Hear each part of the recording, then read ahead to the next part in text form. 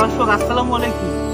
আজকে বিশ্ব সাইকেল দিবস, তাই বরগুনা সাইক্লিং সোসাইটি সাইকেল দিবস উপলক্ষে একটি বিশেষ র্যালি এবং বৃক্ষরোপণের কর্মসূচি আয়োজন করেছে।